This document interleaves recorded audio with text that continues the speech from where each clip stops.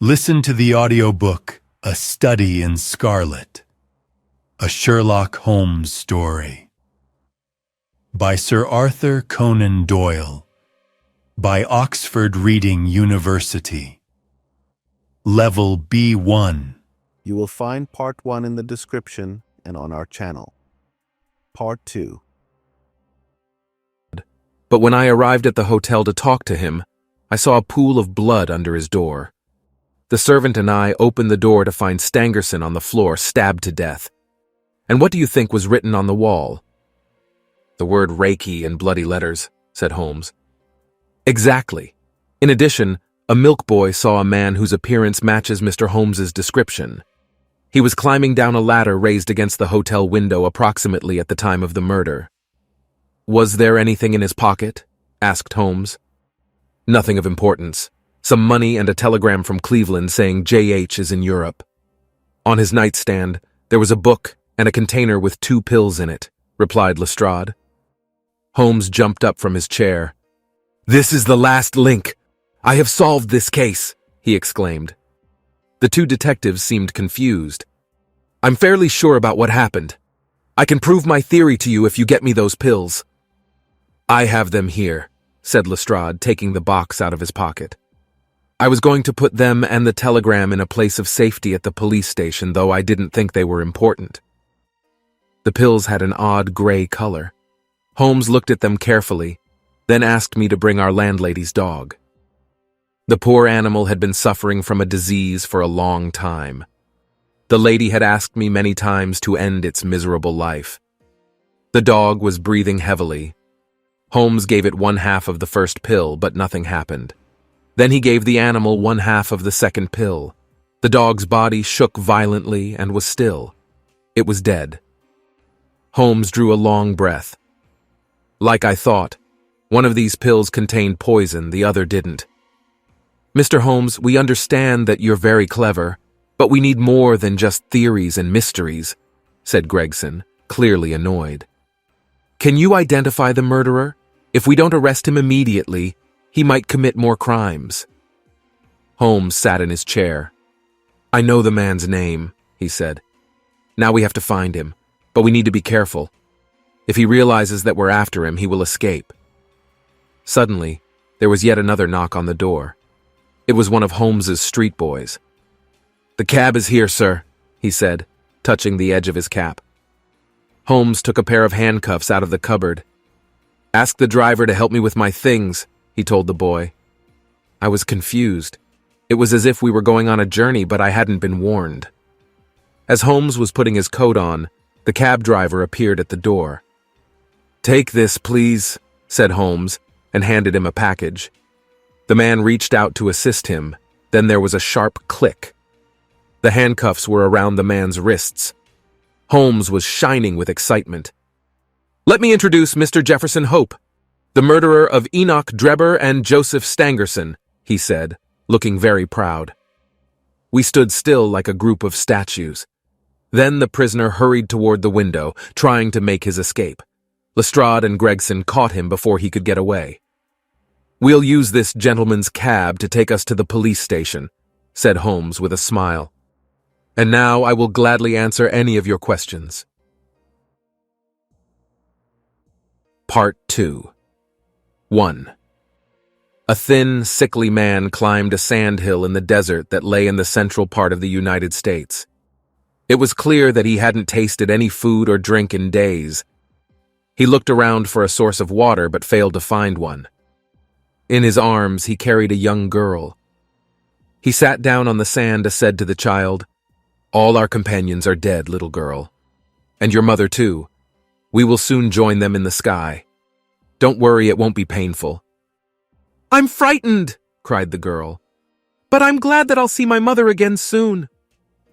Then the girl and the man prayed to God and fell asleep. They didn't see a large caravan passing by. A young boy saw a bright spot in the distance. It was the girl's dress.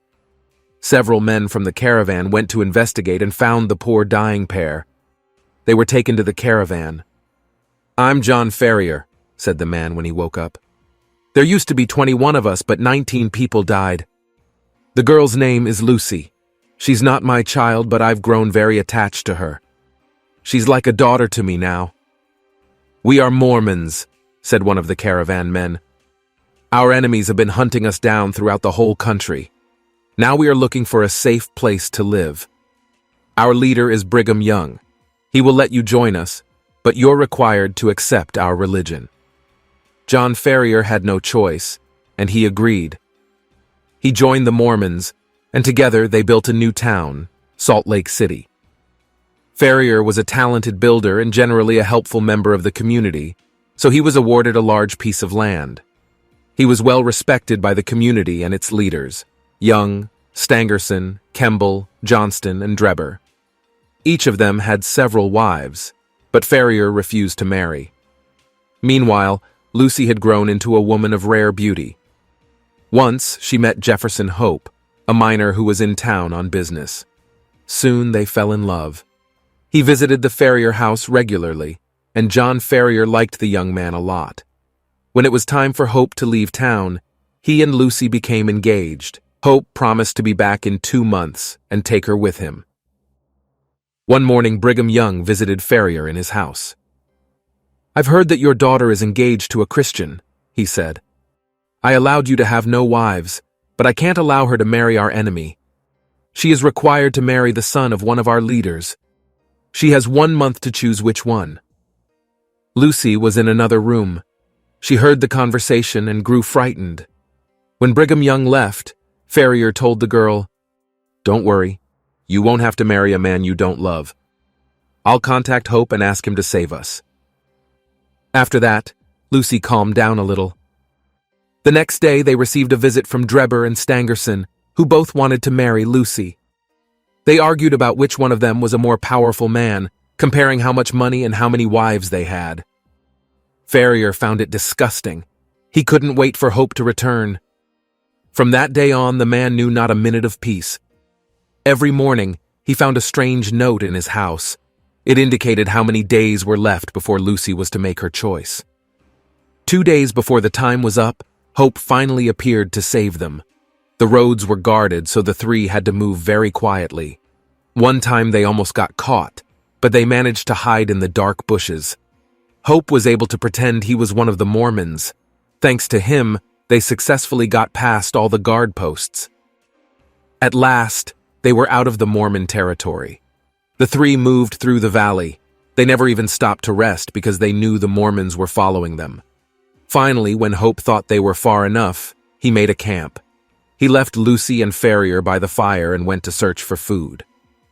When he returned, however, the fire was out, and there was a freshly dug hole next to it. In it, John Ferrier's body had been buried. Lucy must have been taken back to Salt Lake City.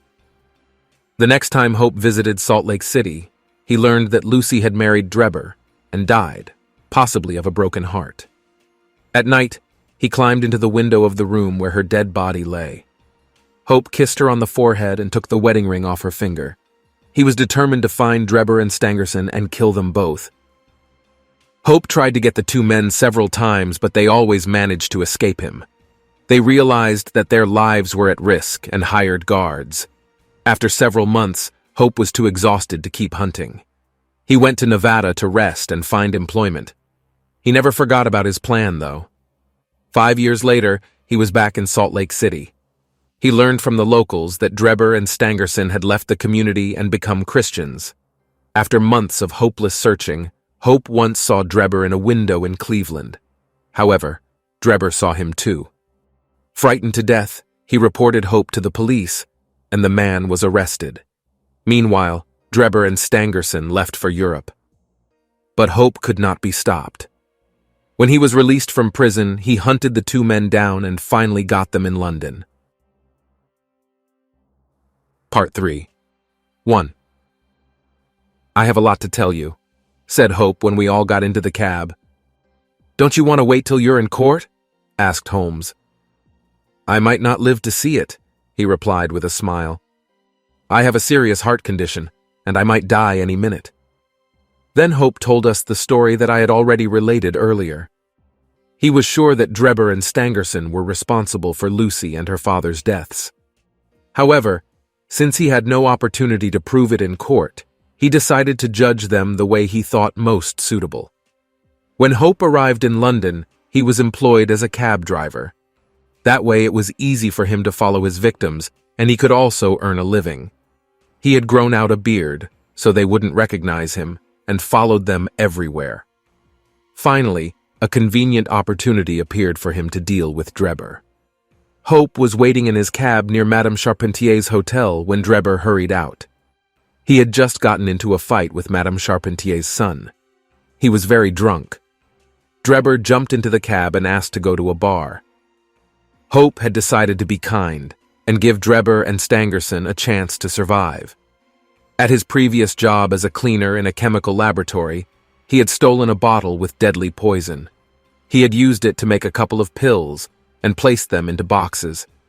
Each box contained one deadly pill and one empty pill. Hope brought Drebber to an empty house. Drebber was still drunk, and he gladly agreed to go with Hope. In the room, Hope lit up a candle. Drebber recognized him and claimed that he was innocent. Despite that, he was forced to make a choice between two pills. With a knife pointed to his neck, Drebber took one of the pills and Hope took the other. He then took out Lucy's wedding ring and showed it to Drebber as the man was dying.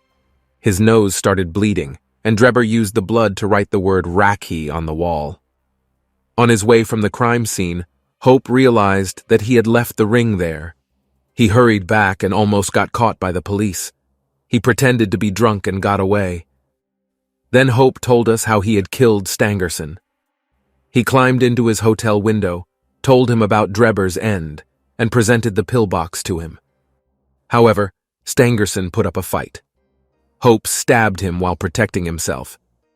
Now that his task was complete, Hope needed money to afford a ticket back to the United States.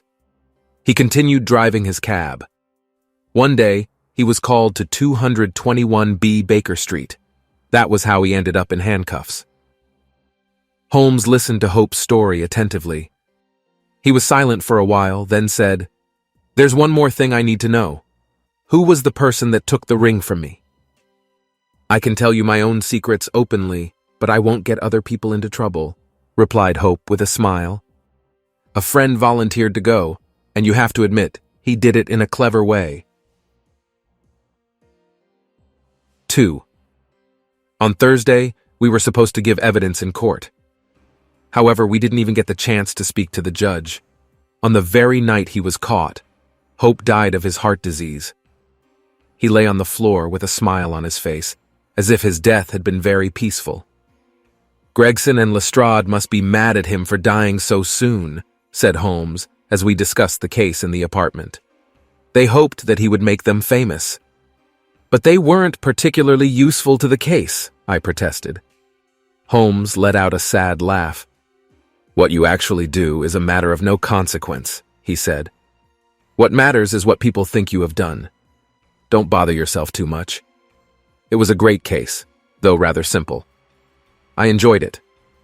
I was surprised that Holmes called it simple. To me, it was quite a challenge.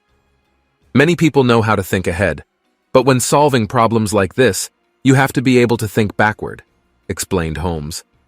Knowing the result, I carefully analyzed the events that had led to it. First, I examined the road and saw wheel marks on the ground. I knew they had been left by a cab, not a private carriage, because the track was rather narrow. Then I looked at the path leading to the house and saw 2 pairs of footprints. That was how I knew that the cab had brought 2 gentlemen, and that one of them was very tall and wore shoes with a square toe. By the sour smell on the dead man's lips, I determined that he had been poisoned. By the expression on his face, I could judge that he had been forced to take the poison. The history of crime has known many similar cases. As for the reason why, I had 2 theories. Either the reason was political or a woman was involved. But political murders are usually quick and quiet. Here, the murderer spent time walking around the room, probably talking to the victim, and then wrote the word on the wall. When I discovered the ring, I knew it was a personal matter. Now, if you remember, I sent a telegram to America. In it, I asked the Cleveland police about Drebber. That was how I knew that he had once reported a man called Jefferson Hope. I analyzed the tracks in the mud and determined that the cab had stood in place for a while, and the horse had walked about. If someone had been inside, he wouldn't have let it happen. That was how I knew that the murderer had driven the cab. The last step was to employ my street agents and locate a cab driver named Jefferson Hope. "I'm amazed," I cried. "The public ought to get the chance to admire your talent. You should publish an article about this case. If you don't want to, I'll do it for you." With a kind smile, Holmes handed me a newspaper. Indeed, there was an article about the case. It stated that detectives Lestrade and Gregson had done a great job capturing a very dangerous criminal. The way Holmes was mentioned annoyed me awfully. The author said that though his help was appreciated, my friend was just a beginner who had a lot to learn from his more experienced colleagues. "Just as I said," commented Holmes. "I have all the facts in my journal, and the public shall know them," I answered. "The world needs to know the truth about your impressive achievements." Share this video with a friend who is learning English. We have a lot of awesome videos like this. Check this one out.